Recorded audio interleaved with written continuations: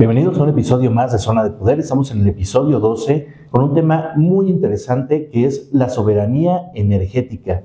¿Es una decisión estratégica o un movimiento político? Estoy con mi querido amigo y aliado Arturo Huicochea. Bienvenido, Arturo, a este gran programa. Bienvenido también, muchas gracias, qué gusto saludarte y sobre todo a las personas que nos hacen favor cada vez más de seguirnos. Les invitamos a que lo hagan, que compartan, que nos sigan enviando sus mensajes y que establezcamos a partir de esos temas un diálogo permanente. Pues encantados de platicar hoy además un tema muy interesante que no deja de ser tema a nivel mundial, evidentemente tras la tensión en el Medio Oriente y en el Estrecho de Hormuz, ahora con los múltiples bloqueos, tanto por parte de Irán como de propio Estados Unidos, y las imágenes atroces que hemos visto de cómo ya hay violencia justamente en el mar, en el estrecho, con las diferentes lanchas que están impidiendo la llegada de los buques. Hoy surge una pregunta muy interesante sobre qué debemos de hacer en México para mantener nuestra soberanía energética por cuestiones que suceden y que seguirán sucediendo a kilómetros de distancia. Sí, tú planteabas, me parece que de manera muy acertada, la soberanía energética en un dilema, y yo agregaría una tercera perspectiva, que es si la soberanía energética no es acaso un sueño, una quimera. Y lo digo porque estaba tratando mentalmente de recordar, además de los Estados Unidos y los países del Medio Oriente, quizá Venezuela cuando resuelva problemas de otra naturaleza, pero son pocos, quizá los podamos contar con los dedos de las manos, los países genuinamente soberanos, energéticamente hablando. Si es que entendemos a la soberanía como la capacidad de generar la energía suficiente para tu desarrollo y tu desarrollo económico y tu crecimiento y tu desarrollo social. Si un país tiene esa capacidad de autoabastecer sus necesidades, si entendemos así la soberanía, solo hay una decena de países en el mundo, quizá menos, creo que menos de 5 países en el mundo que tendrían esa capacidad. La verdad es que todos los demás países no podrían ser soberanos energéticamente, y no es un asunto de caprichos, no es un asunto de ponerlo en la ley, es un asunto material, es un asunto de la naturaleza. Es decir, hay países en el mundo o regiones del planeta que tienen ciertas riquezas naturales y otras. Europa, por ejemplo, no tiene hidrocarburos, no tiene la manera de ser soberano energéticamente, al menos no en las condiciones actuales del desarrollo tecnológico. Entonces Europa, por ejemplo, con su altísimo desarrollo económico, su altísimo desarrollo social, ese conjunto de naciones están condenados, al menos en el corto plazo, es decir, a los próximos 50, 200 años, a no poder ser soberanos energéticamente.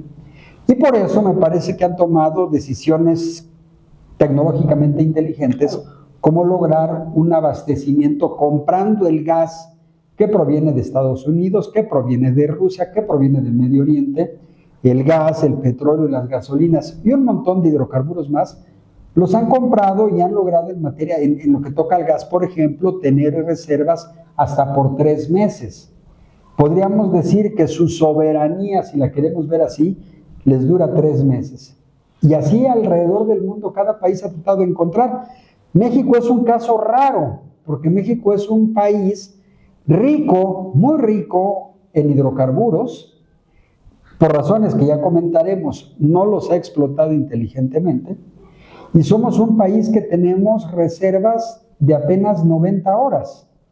90 días Europa, 90 horas México para poder subsistir. Así es que México, la soberanía energética existe en los discursos políticos, existe en la legislación, pero no existe en la realidad. Repito, si entendemos por soberanía esa capacidad de generar la energía que te va a permitir impulsar tu desarrollo. Pero alguien podría decir, no tengo necesidad de hacer eso. Comprando y vendiendo otros bienes puedo mantener mi soberanía energética, pero eso no significa aislarme del mundo. Puede ser el caso de China. China es un país que tampoco tiene suficientes fuentes de energía y entonces las adquiere aprovechando su gigantesco potencial económico, su enorme liquidez. Es un problema difícil de aprender, difícil de entender también. Es un tema global, además, ¿no? Que todos los países tienen que buscar la soberanía, sí energética, que es el tema de hoy, pero en diferentes aspectos, ¿no? O sea, ahora se habla de que en cuanto un país tenga mayor soberanía en ciertas áreas, como puede ser la alimenticia, la energética, la de producción interna, es como un país se vuelve más sólido y se puede convertir en una potencia mundial. Ante ello, todos sabemos que México es un gran productor a nivel mundial de petróleo. Siempre estamos rondando los primeros 10 lugares a nivel mundial en cuanto a la producción de barriles de petróleo. Sin embargo, por una cuestión histórica, México no tenía la capacidad de refinar todos estos barriles, por lo cual no podíamos convertir este petróleo, este crudo mexicano, que es bueno, es de buena calidad, ¿no?, en diferentes solventes, gasolinas o plásticos que nos permitieran utilizarlos de mejor manera. Con ese proyecto de las diferentes refinerías, justamente lo que se ha buscado en México es que podamos tener una mayor soberanía, pero me parece que estamos todavía muy en una parte inicial y que actualmente, pues evidentemente, no lo hemos logrado.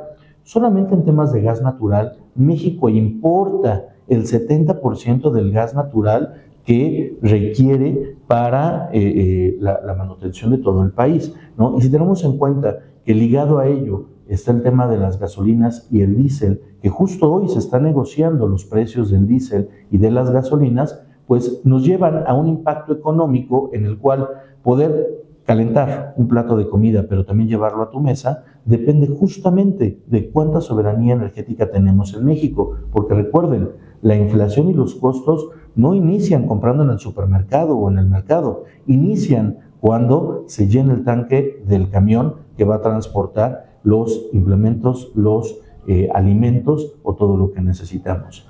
Vamos a una pequeña pausa y regresamos con un tema muy importante porque ahora estamos en México identificando algunas posibilidades para poder mejorar nuestra soberanía energética y por ahí hay una idea que para las izquierdas en México fue algo que no se debía tocar, que fue el fracking, ¿no? Pero que ahora se está retomando y repensando, porque claro, genera un problema ambiental, pero también podríamos, así como lo hizo Estados Unidos en su momento, tener una gran solución para la explotación de petróleo y de gases.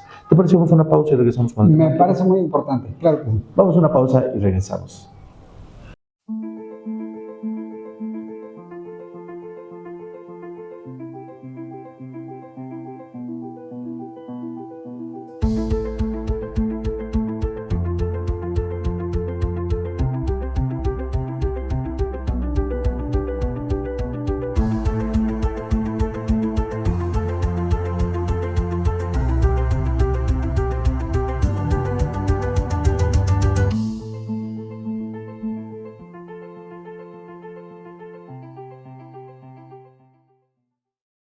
Pues el fracking. El fracking, la palabra es un anglicismo, por supuesto, habla de fractura, un poco a cómo suena, incluso en español es un cognado, es decir, significa más o menos lo que suena.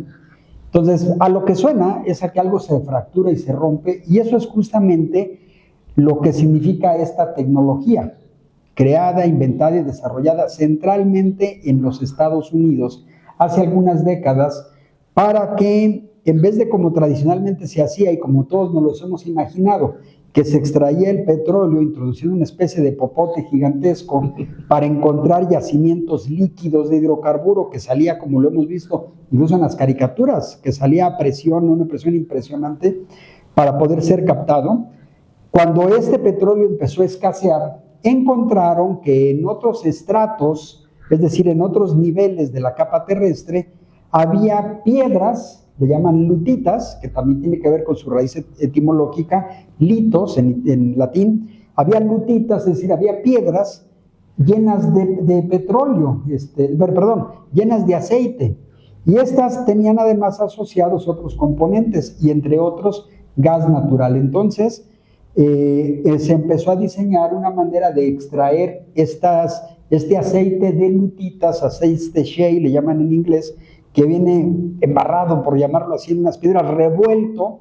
¿Y cómo poder encontrarlas? Pues tenía que hacerse rompiendo las formaciones, rompiendo las rocas, y se encontró que la mejor tecnología es con presión de agua y arena. Y así se empezó a hacer. Ciertamente es una tecnología que genera, se desconocía sobre todo en el origen, se pensaba y se confirmó después que primero utiliza muchísima agua para ejercer esa presión, esa escala, y después esta agua puede contaminar mantos freáticos más profundos, etc. Sin embargo, para quienes ponían el grito en el cielo, yo honestamente no he visto, no estoy diciendo que no exista, pero yo no he visto la catástrofe ecológica en la frontera sur de los Estados Unidos o en la frontera norte de México, en Arizona, en Texas, donde se está explotando de manera intensiva desde hace muchos años. Por el contrario, lo que sí sabemos es que esas empresas han venido desarrollando la tecnología de tal manera que el 97% de la enorme cantidad de agua que se usa se recicla y se vuelve a utilizar en el mismo proceso. Es decir, la tecnología no solo se ha mantenido, sino que se ha desarrollado cuidando, tratando de amainar, de reducir el impacto que esto tiene en la ecología. Entonces, yo creo que desde hace 13 años que el gobierno del presidente Enrique Peña planteó una reforma energética muy inteligente y muy pertinente, era el momento oportuno para haberlo impulsado. Dicen por ahí, más vale tarde que nunca, pero hemos perdido no solo tiempo, sino una gran cantidad de recursos que teníamos, que se estaban diseñados para disponer en impulsar este tipo de explotaciones, y un andamiaje legal para que los particulares también participaran en el negocio, arriesgando ellos la inversión.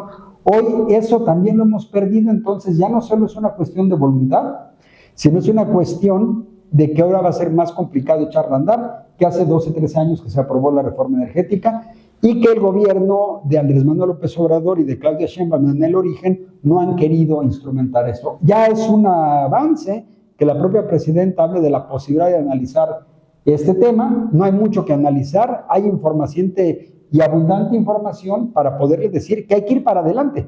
El problema ahora es cómo, el camino no está sencillo. Pues es el debate hoy en día justamente entre el tema ecológico y el tema energético, económico, político. Porque si bien escuchábamos en los discursos de campaña de no al fracking, y fue una de los lemas de campaña de nuestra presidenta, hoy se está retomando y se está analizando.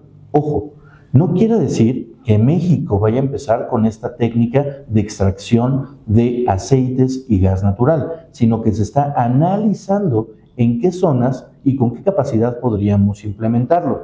Evidentemente, por nuestra geografía, tiene que ubicarse en espacios donde primero haya ese tipo de yacimientos, pero también que no haya una afectación real. Y esto sucede en estados como Coahuila, Nuevo León y Tamaulipas, que tienen estas características y que además geológicamente no generarían una afectación en el sentido de que una vez que entra el fracking, como bien lo comentaba el doctor Arturo, es meter como si fuera un popote, pero ahora es fracturar de forma vertical y luego horizontal, lo que nos genera pequeños microsismos en la zona, porque lo que estamos haciendo es romper las placas tectónicas. Desde un punto de vista, si lo queremos ver ecológico y de cuidado con el medio ambiente, claro que estamos rompiendo la madre tierra, estamos sacando del subsuelo, estamos haciendo minería para poder extraer estos elementos muy necesarios para el funcionamiento y la economía de un país. Vámonos a los números. Estados Unidos, desde que empezó con el tema del fracking, logró su autosuficiencia energética generando hasta el 70% de su energía y gas natural a través de estos yacimientos no convencionales, que no son pues estas grandes tinas, ¿no?, de petróleo, que es como generalmente los países obtienen estos energéticos. Entonces, claro que representaría para México mejor economía, mayor autosuficiencia, mayor capacidad, y tenemos trillones de metros cúbicos de energía sepultada en estos espacios. Si logramos, frente a todo ello, lograr un equilibrio entre el tema ambiental, el uso de agua, además en zonas que no la tienen, ¿no? Y que por ende, pues si no la tienen, tampoco sería una gran afectación de los mantos acuíferos de la zona. Pero si logramos reciclar este vital líquido, ¿no?, quizás sea una buena opción para México. La pregunta está sobre la mesa y yo incluso incluiría una más. Lo que tenemos que hacer es extraer más de la tierra o como humanidad, como país, como bloque, buscar ser más inteligentes y tratar de regenerar el planeta en el que estamos, siendo más conscientes con nuestro medio ambiente y nuestra ecología. La pregunta está en la mesa. A ver, y la respuesta la tenemos los mexicanos. Yo insisto, en 2013, querido Julián, el gobierno mexicano impulsó la reforma energética y apenas 3 años después, 4, en 2017, nuestro país fue el país líder mundial, el que más dinero invirtió en la transición energética, porque esa reforma energética, al tiempo de que nos llevaba a explorar estas formas de extracción, pues simultáneamente nos llevaba a investigar y desarrollar fuentes de energía limpias. Y México fue en el año 2017 líder mundial en ese tema. Hay un mapa muy interesante que cual ustedes pueden googlear muy fácilmente, poniéndole simplemente mapa, frontera, México, Estados Unidos, explotación petrolera, y con esas palabras claves ustedes van a ver cómo está la frontera. Y del lado norteamericano hay decenas de miles de pozos que están extrayendo el gas, que no solo han hecho que Estados Unidos, como bien decía, sea autosuficiente. Cuando uno pasa por la carretera los ve, ¿no? Así es. Son granjas, ¿no? de explotación. Pero del lado mexicano ves puro desierto. En esos 3 estados, Coahuila, Nuevo León, Tamaulipas, ves puro desierto, pura sequedad y pura pobreza. Y del otro lado ves los cientos de miles de pozos que están extrayendo gas, que repito, no solo han hecho que Estados Unidos sea autosuficiente, sino el primer exportador en el mundo de gas natural. Entre otros, el gas que tenemos hacia México. Nosotros tenemos un gasoducto que viene de Texas directo a nuestro país y que es el que abastece entre el 70 y el 80% del gas. Cuando usted prende la estufa, lo que está quemando es gas gringo, extraído con fracking, en la frontera de Texas, con Nuevo León o con Tamaulipas. Y del lado tamaulipeco y nuevo leonés, lo más probable es que estén flotando sobre yacimientos gigantescos de gas que podríamos, siendo soberanos energéticamente, estar extrayendo y utilizando. Es decir, es absurdo que el gobierno mexicano, que Andrés Manuel López Obrador, por decirlo con toda claridad, es un absurdo que haya impedido el fracking, pero haya incrementado la exportación de gas que se extrae con fracking. Y la desgracia ecológica del lado de la frontera de Estados Unidos no la vemos, y la desgracia social y natural sí la vemos del lado mexicano, y la soberanía se convierte en un rollo de papel. La verdad es que el único país soberano de América del Norte hoy son los Estados Unidos. Fíjate que yo iría un paso adelante, estoy de acuerdo contigo, creo que la reforma energética era un gran aliado para México, como muchas otras obras y leyes, ¿no? que se promovieron en el pasado y que hoy tenemos la oportunidad como mexicanos de ya no entrar nosotros no somos gobierno, somos sociedad civil organizada, no entrar en el discurso de lo que hicieron bien o hicieron mal los otros gobiernos, de lo que políticamente es correcto para los gobiernos actuales, sino como mexicanos, exigir lo que es correcto y lo que nos conviene a los mexicanos. En este sentido, dividir lo estratégico para una economía nacional y un futuro nacional de lo que podrían ser solamente discursos políticos. La política es la forma de gobernar, pero en muchas ocasiones también es el bloqueo con el cual no podemos avanzar como sociedad.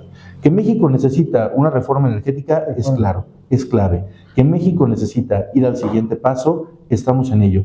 Creo que es de sabios cambiar de opinión, sí, claro. Y me parece muy bien que la Presidenta de la República hoy esté repensando el tema del fracking, que en ciertas zonas y con ciertas características pudiera ser muy bueno económicamente para nuestro país. Sin duda, va a ser un gran desafío.